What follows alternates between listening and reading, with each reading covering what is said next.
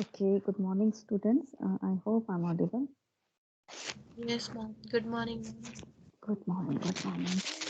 Okay, so last practical that we did was about the isolation of fungal and bacterial pathogens from the plant. So how do we do the isolation part, right? Because in order to study the fungus or to see that what kind of a fungus is this or a bacteria also. So first step is always the isolation, that we need to isolate the pathogen from the plants. Since we are talking about the plants, so we are isolating the pathogens from the infected plants. So I've seen many of you have submitted, but still I guess I've not. Nandini and Athoiba have not uploaded their practical, the second and the third practical. Rest, I guess all of you have uploaded. So Nandini and Athoiba, please upload your practical uh, in on the Teams itself where I have created the assignment, right? Because there's only two students are left to upload the practical. Rest all have done, I guess, right? So please do that. And okay, so that was our last practical, and today we are since this practical class is usually all about the slides and cutting the sections and then checking the sections and all those things. So we just need to go through. So I thought let's club this with some sixth module, because sixth module also we have individual diseases to study. So not the whole of it, but then we are going to, in this practical, we are going to take the number of pathogens which are mentioned in the sixth module, and we are going to study the pathogen, what are the symptoms which are caused by those pathogens, and how do they look under the microscope, means their scores and all other things, how do what kind of a structures are seen, right? So that part can be done. So this will complete both of it. But the disease cycle I'll not touch here unless I'll discuss at least one or two pathogen disease cycle with you. So then you can do it later, right? So it will complete both things, the theory part also, the practical part also, right? So today we are going to study two pathogens, right, or two diseases. First is the white rust or white blister, a disease which is mainly caused in the crucifers or crucifer crops by Albugo candida, which is a fungal pathogen. And then the second one is the late blight of a potato, or for that matter in tomato, this disease is also caused. So late blight of a potato, which is caused by Phytophthora infestans, right? So later I'll tell you that how you are going to write.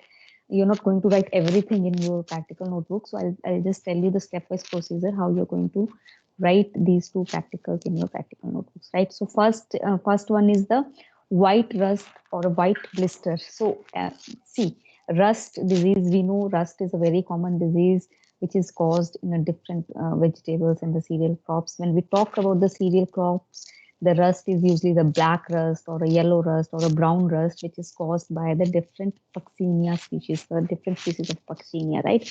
But when we talk about the white rust, so as the name is indicated, the rust is here, the symptoms are similar, but the color of the disease is, or it is a white powdery mass instead of the dark or a black or a brown or a yellow powdery mass, right? So this is white rust, and that was a black rust or a brown rust or a yellow rust, right? So white rust blisters disease is very common in a crucifer crop, which family is a Brassicaceae, right? So mustards या आपके जितने rape seeds होते हैं या all those crops, उसमें this disease is very common. Cauliflower या turnip, in all those plants. And if I don't know if you have ever visited the fields, in the fields on the leaves, very commonly this disease is a white rust is a very commonly seen everywhere. It is found in almost all crops are affected by this, right? And it is worldwide in distribution. found in all the area wherever crop is cultivated. Both wild and cultivated varieties are affected by this disease, right? And it affects large number of crucifer crops of economic importance such as mustard, rapeseed, radish, cabbage, cauliflower, turnip, etc. Throughout the world, it is affecting all those crops. And in India, it is reported on the mustard, rape, then cauliflower, turnip, number of plants which belong to this particular family, right? So what is the effect of this white rust disease? Although considered unimportant in proportion to its widespread occurrence, the disease may cause sometimes serious damage in certain areas, and losses could be up to 25% when the floral parts, that means the flowers or a floral parts, they also get malformed, or the seed formation does not take place at the end, right? So in that case, the losses are reported more. And sometimes this disease is also associated with downy mildew disease of crucifers, which is caused by Pernospora parasitica. And then when there's a syndrome-like situation, right? Syndrome is when two pathogens or more than one pathogen, they affect a particular plant and a different kind of a symptoms are produced. That we call a disease syndrome. So syndrome is always not very beneficial for the plant. It definitely causes more losses as compared to the single pathogen when affecting a plant, right? So when we talk about the symptom, it affects all the aerial parts. So when I say aerial parts, it means above ground parts, right? Parts which are above ground. So it affects all aerial parts of the plant, and roots are not attacked here, right? So symptoms could be result of the two type of infection, local and systemic. So these three terms we have used earlier also. The local symptoms are usually localized lesions on the leaves, right? Systemic could be when the symptoms are seen on the stems also, flowers also, throughout the plant. So that kind of a symptoms are known as a systemic symptoms, right? So in case of a local infection, isolated, excuse me, the isolated spots or pustules, they appear on the leaves, stems, or inflorescence. And these could be of a varying size, like 1 to 2 mm in diameter, and they are raised, slimy, white areas on the. I'll show the symptoms later, right? So these may arise in close proximity, and they coalesce to form. Coalesce means, right? For example, on the leaf is at one particular place there is one spot, and definitely there is not only single spot. There are two, three, or four, five spots. So when these spots coalesce each other, they reach each other, they overlap each other, so they form larger irregular patches, right? So usually the pustules, they appear in a circular or a concentric arrangements with one or two or some more central areas, right? The host epidermis ruptures, and then it exposes that white powdery moss which contains the spore of the fungus. So hence it is named as a white rust also, right? So pustules which are occurring on the leaves are usually confined to the lower surface. So usually we'll see the pustules on the lower surface, not on the upper surface, right? And in systemic infections, young stems and the inflorescence are also affected. And the fungus, it becomes systemic in these parts, and affected tissues are again various kind of deformities are being reported. The most prominent is hypertrophy of the affected part. So there are two terms, hypertrophy and hyperplasia, right? So when I discussed last time also that what is hypertrophy and hyperplasia. So hyperplasia means where it is a term used where cells in an organ or a tissue, they increases in a number, not in size, right? So when they increases in a number, it is called hyperplasia. Whereas hypertrophy is where when these cells or tissue, they increases in size. They are not increasing in a number, they are increasing in size, then they are called as a hypertrophy, right? So these are the two different effects which are being caused by this. So due to hypertrophy and hyperplasia of floral plants, these show swellings and distortion also. The pedicel and peduncle, they may become very thick, and sometime around 12 to 15 times normal than the normal diameter. They become very thick due to this. Floral parts, they become fleshy, they do look swollen or a green or a violet in color, and the stamens, they can fall off very early and very easily, right? So petals can also turn green. Sepal like stamens and carpels are also converted into swollen leaf-like structures. So these are the deformities which are being caused due to this particular pathogens. Pustules can also appear on these parts, and these parts are full of oospores or spores that they form, and the starch basically. So stem of and the main axis of inflorescence can get twisted and it can appear a zigzag sequence also. Then normal dormant buds are stimulated and they grow into lateral shoots. And when the systemic infection has taken early, the growth of entire plant is checked, stunted, and sometimes only small leaves can be formed, not proper leaves or proper growth of the leaves is also not been observed. So this is here, right? Here you can see under the surface of the leaf these white spore. These are basically spores, right? Pustules are formed, and then these are the spores of full of fungal spores, right? So this kind of a white rust can be seen, and if we see under the microscope, so we can see the spongiophores and the sporangium also, right? So this kind of a structure is usually seen in compound microscope under 40x. So this we can clearly see if we cut the slide, we just cut the infected tissue and we just make a slide and see it under the microscope. Again, you can see here, this is a fluorescence. You can see the flowers are not of yellow color. Usually we can see the white colored rust here also, and see this is the stem, right? So this is totally full of these white spores, and it is due to that it is even in a breaking condition. It is about to break, right?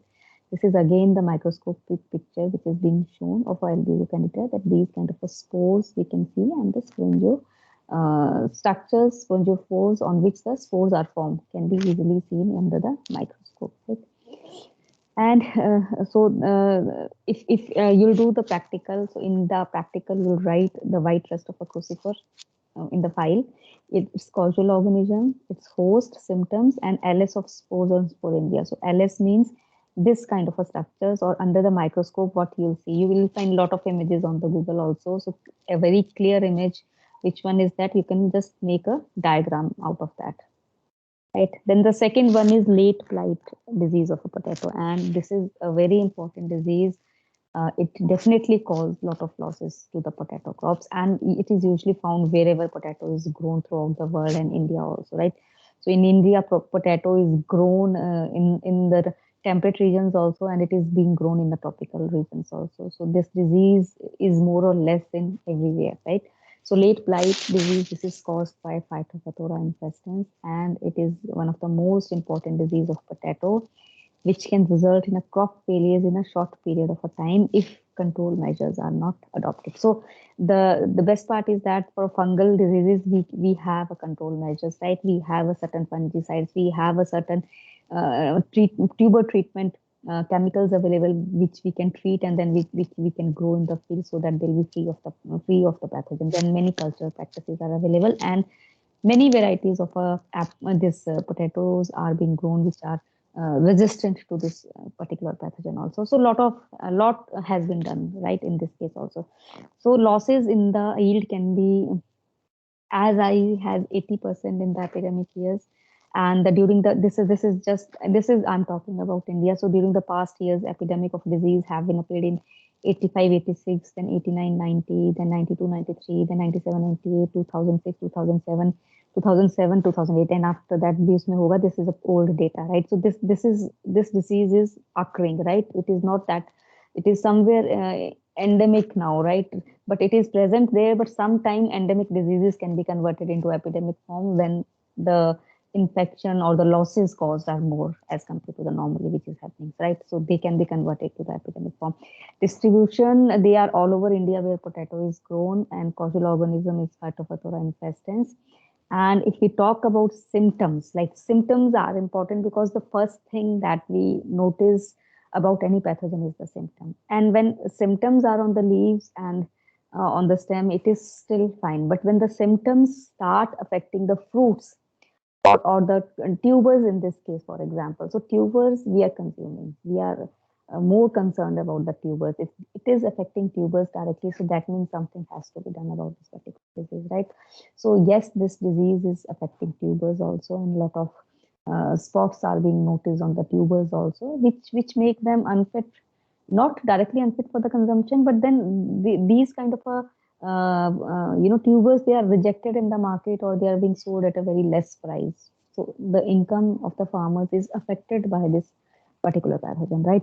So small, if you talk about the symptoms on the leaves, small water soaked spots develop at the tips, margin, or any other part of the leaf, which again they can enlarge to form a irregular dark brown lesions. So it starts with the small water soaked leaves, which can later become irregular dark brown lesions, which is surrounded by a green halo. So during the morning hours, we can see whitish cottony growth of the fungus, which is around the dark brown lesion on the undersurface of the leaves, right? So when the weather is very humid and when there is a dew fall in the morning hours, these kind of symptoms can be seen. And if the weather turns dry, the lesions, they will become necrotic and they will dry up, right? So these lesions can dry up in the dry weathers, and the lesions, they'll become more of necrotic. And under favorable weather conditions, which is a low temperature, high humidity due to the intermittent winter rains, the disease spreads rapidly and whole crop may be killed within 10 to 14 days, giving a blighted appearance. So blight का मैंने आपको पहले भी meaning बताया था. Blighted means like a burning. It gives appearance like leaves are burned, right? Something is, when something get burned, like when we burn paper, it becomes dark color and right, some not exactly black, but less than that. So it is the similar kind of appearance it gives to the leaves also. So they look like blighted, like they are burned. This is, you can see here, the first one is a potato on the leaf. You can see these, like बिल्कुल इनको देखने से लग रहा है जैसे they are burned. They give burned appearance.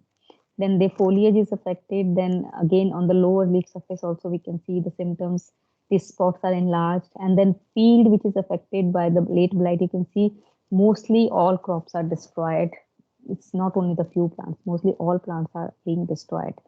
And if we see, yes, symptoms, they do appear on the stem. Similar black color symptoms, they appear on the stem also. So in case the infection is originated from the tubers. So, right, for example, the tubers which we have sown in the field, they already had some kind of infection and now it is spreading to the stems, right? So in case of infection originating from the infected tubers, elongated brown stripes, they develop on the stem from below the ground level. They start developing on the stem. The lesions can also appear on the stem near the growing point, and when the inoculum of the fungus comes from the infected plant, right? So the infection can also start at the nodes and extend both up and down the stem. It will affect the underground parts also and the upper parts also. The infected portion of the stem bear white fungal growth, especially visible in early morning hours, but not as prominent on the leaf. So these can be seen on the stems also. And then on tubers, since we are here more concerned in potato plants, we don't consume leaves, we don't consume stems, we are more worried about the tubers because we are consuming tubers, right? So yes, on the tubers also the symptoms have been shown. So infected tubers, they show irregular, shallow, sunken, reddish brown patches, and inside infected tissue is spongy and rusty brown to varying depths. So they go inside, deep inside the tubers also. And in sub-mountainous areas, the lesions on tubers are locally called as a patthar dag. Patthar, patthar means stone, right? Patthar means stones, dag means spot. So it is called as a stone spot, right? It gives some cocky kind of appearance also. They called it in local language as a patthar dag. It is very commonly grown in a hilly area such as Shimla and higher regions. There are a lot of varieties such as Kufri variety. So Kufri is a place near Shimla. They have a research station of this potato in Shimla. It is called as a CPRI, Central Potato Research Institute, and they have a substation in Kufri and Mashobra and all those areas. So these institutes are actually working on the developing of a new varieties, improved varieties, and also pathogen resistant varieties of potatoes. So a lot of work on potato is being done.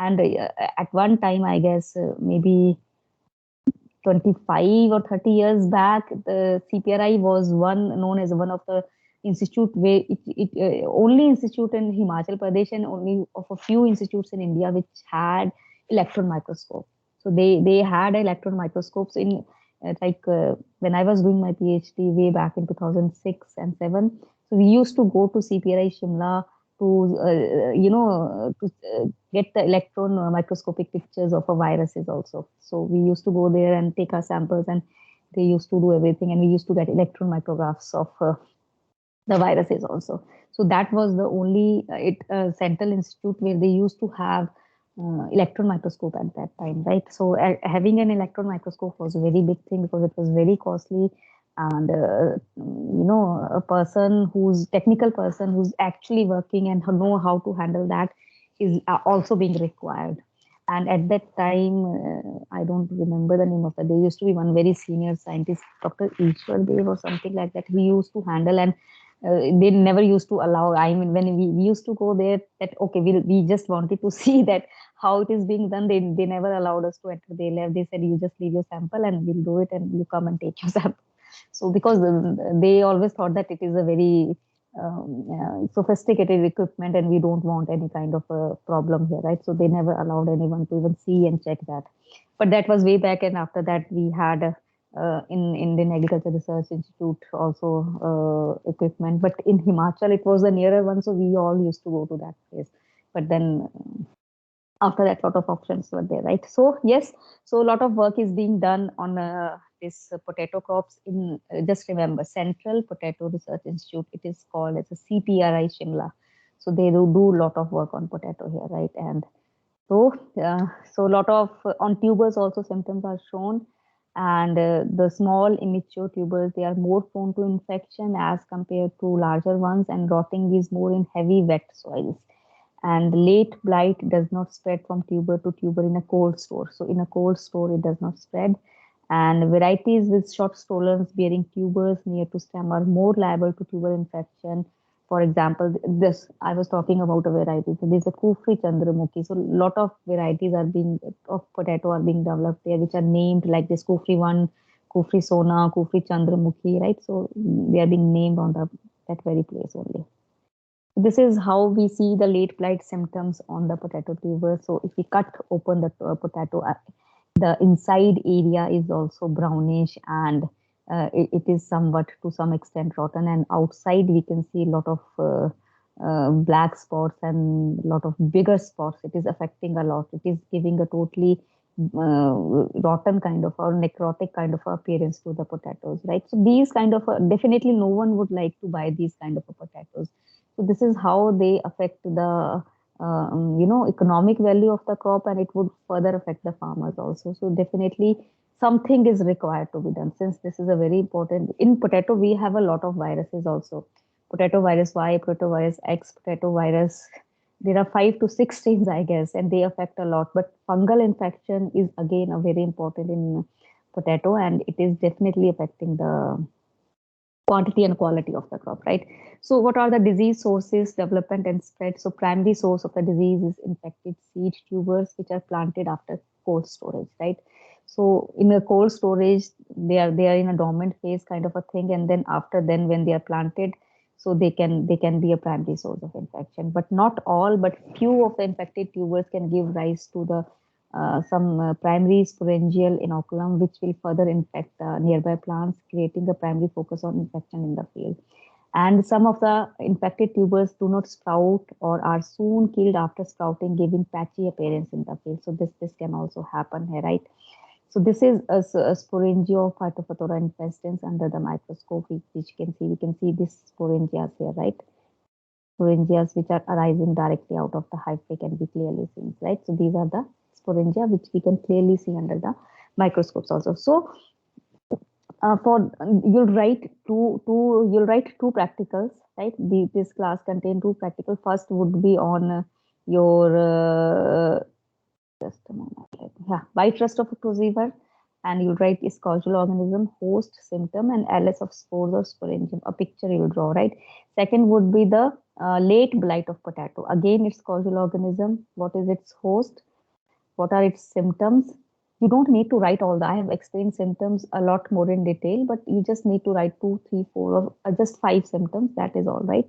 And then you can just draw that picture of a sporangium that I've shown. So this makes two practicals, one for a white rust of a cruciferous, another for the Phytophthora infestans, right? So this is the practical that you're going to do. And another important thing that I wanted to discuss today was Irish famine, right? Irish famine. I think I should have discussed this in history, but somehow we just skipped that. I could not. But Irish potato famine is a very important landmark in history in a negative way, not in a positive way, but in a negative way, that it killed a lot of people due to hunger. People died due to hunger, and it affected a lot of people. So it Irish famine, as the name suggests, it was in Ireland, and it was it was basically from 1845 to 1852, and around 1 million deaths were reported. This is a rough estimate due to this particular famine, right? And it is known as a great hunger famine also, right? Mostly within the Ireland, or in that particular area, right? So people died due to the mass starvation and disease in Ireland. And this was basically because potato was their staple food, right? They were totally, a particular class of a people, they were totally dependent upon the potato as their food. So potato was consumed in a various form. So when this crop was totally destroyed due to the potato blight, right, and it spread, infected crops to the Europes also, and causing another deaths also. So a lot of people were killed in that particular time, and this was caused by the, right. What was the causes? The causes were that this disease was caused due to the Phytophthora infestans, this particular fungus. And why the total crop was destroyed, right? Why the total crop was, potato was actually was not an island, it was not grown in an island, but it was introduced to island as a garden crop, right? So this was it was introduced, then later it became a principal food, it main diet. Again, a lot of people, especially the poor people, not the rich one. Rich people, they had other diets to consume, but especially the poor people, it became the staple food, especially in the winter, right? So it was basically introduced to some other part, and then slowly and steadily the people, they become dependent upon this, right? But then again, the failure of the crop was reported, and it was caused due to this particular fungus. And the problem was, as I told you earlier also, the problem was that there was no variation in the crop that was grown there. It was taken out, or crops were grown out of the same tubers which were being used year after year. So there was similar, the whole crop was similar. So that was the reason that the whole crop was destroyed. I mean, the crop was totally destroyed, right? So it affected people for lot of time. People, they died because they were due to hunger or due to starvation. Especially the poor people, they were totally dependent upon this particular crop, so they died due to this. And so Bengal, this Irish famine is a very famous one in history, which talks about the failure of a crop due to a pathogen, and the total destruction in a crop due to particular one pathogen, right? So how much a pathogen can affect a production or a food crops also, and that can also lead to the death of the people. So this was again Irish famine when we talk about. So it is again a somewhere remembered as a very some bad spot in the history, which says the failure of a particular crop, and the failure of other policies also, that they could not save people, they were more dependent upon only one crop, right? So this also shows that we cannot be always dependent upon a single crop. There should be multiple crops, there should be multiple things, so that if there's a failure of a one particular crops, we have other options. But since it was the older time, not much options were available than back then. So this leads to this kind of a thing. So again, this is just one example.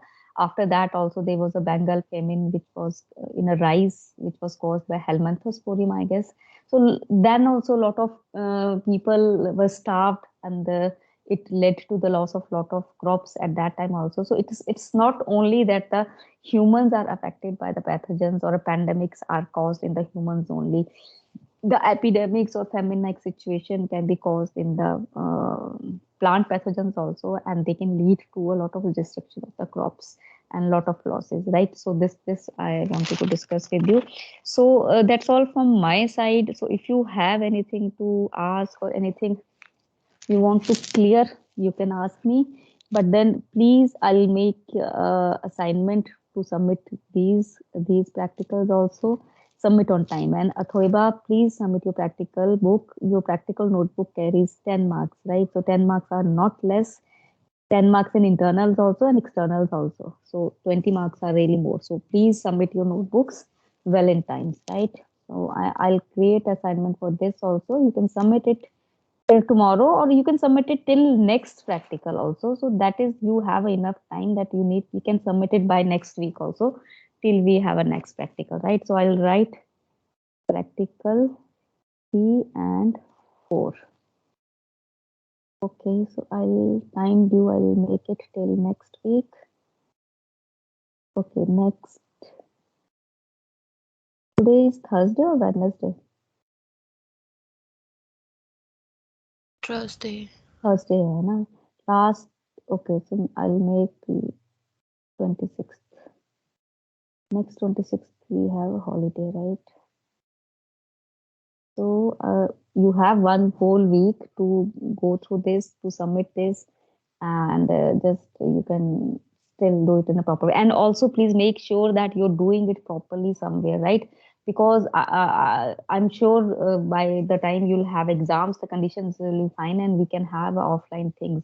So I don't want you all to make these practical files again. So make it in such a way that you don't have to write them again. You don't have to do these things again and again, right? Even if we'll do some practicals in the lab, it's fine. We'll just consider the written part this, and practicals we can do, so that your time is not wasted, right? So just try to do in that way. And anything else if you want to ask about this particular course as such, as a whole, till now, whatever we have discussed. Are you reading this or not? Are you going through this or not?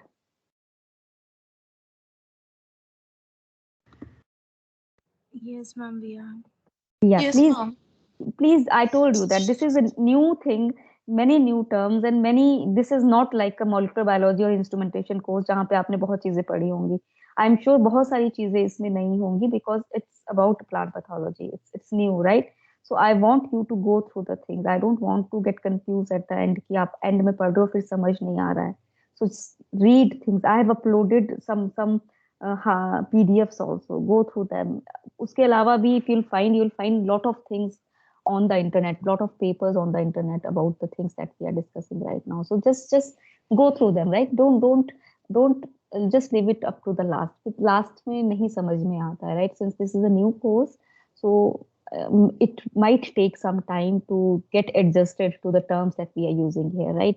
Because see, plant pathology, this is just an introduction we are going to tell you. So plant pathology, when I did my master's in plant pathology. So can you believe 2 years I studied plant pathology? So it is that vast.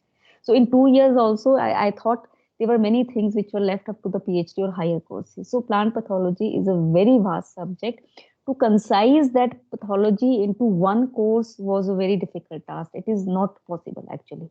So what we are trying to tell you, or what I am as your faculty, I'm trying to tell you is just a basic, that if someone tomorrow asks you that, okay, you have studied this course, so what is pathogen, what is disease cycle, what is disease triangle, so you should be able to give answer. What is inoculum, what is at least the basic terms that we are using, inoculum potential, hypersensitivity, you should be able to answer those. So that is what we want, not more than that. I'm not giving any detail.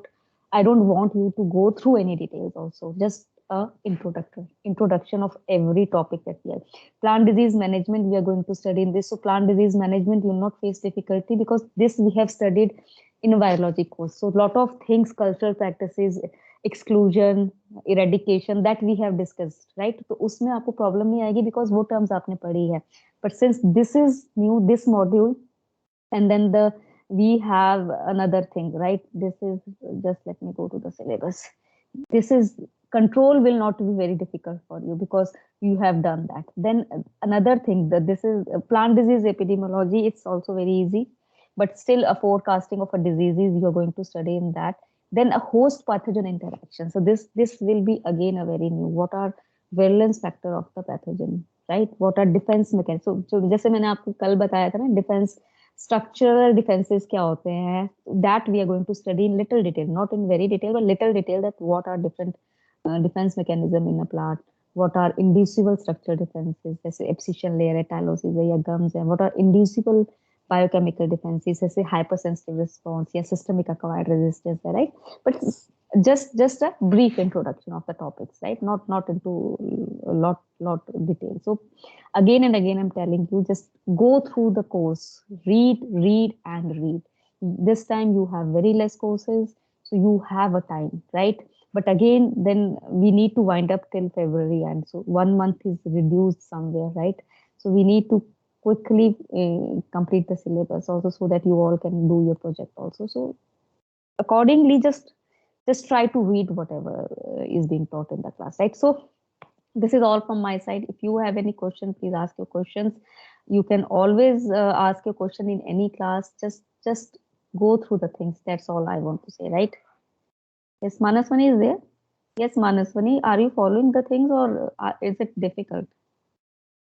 Yes, ma'am, I'm following them. It's not Okay. difficult. Okay, fine. That's good. Okay, so you all can do your this notebook till next week, and in the meanwhile, I'm preparing your assignments or presentation topics. Also, I'll be mailing you this week or by the next Monday, so that we can start with the at least one presentation per week. In a practical class, we can start that also, right? So that's all from my side. I'll take your attendance now. Yes, Adish Mishra. Present, ma'am. Athoiba. Present, ma'am. Ayushi. Present, ma'am. Sam. Present, ma'am. Devanshi. Present, ma'am. हाँ देवांशी, आपको समझ आ रहा है कि नहीं? Yes, ma'am. कुछ difficulty हो तो all of you, please, not only Devanshi, but all of you. I'm again and again telling, because I know this is something new that I'm teaching you. So it will definitely take some time for you to understand things, right? Okay, Ishita Arora. Present, ma'am. Janvi Singh. Present, ma'am. Kshitij. Present, ma'am. क्षितिज, आपको समझ आ रहा है कि नहीं? Yes, ma'am. आ रहा है? ठीक है, फिर मैं नेक्स्ट क्वेश्चन तुमसे ही पूछने वाली हूँ नेक्स्ट क्लास में. वेट. हाँ, ओके. मानसवनी. Present, ma'am. नम्रता. Present, ma'am. Nandini. Nehal. Present, ma'am. Rupal. Present, ma'am. साहिबा. Present, ma'am. ये by any chance Nehal Joshi and Rupal Joshi cousins या सिस्टर्स कुछ हैं क्या? No, ma'am. No. Okay, fine. It sounds so rhyming when I call Nehal Joshi and then Rupal Joshi, right? Okay. So Sanjana. Present, ma'am. Shakti. Present, ma'am. शक्ति, आपका भी turn on नहीं दिखा रहा था. वाई? प्रैक्टिकल आपने नहीं किया है शक्ति? I remember now. Yes, ma'am. I turned it in. तो मुझे नहीं नजर आया, फिर से करना. Shivani. Okay, ma'am. Present, ma'am. या तन्वी. Present, ma'am. त्रिदेव. त्रिदेव, क्या होगा? तुम्हारा माइक खराब हो गया. युक्ता. Present, ma'am. युवराज.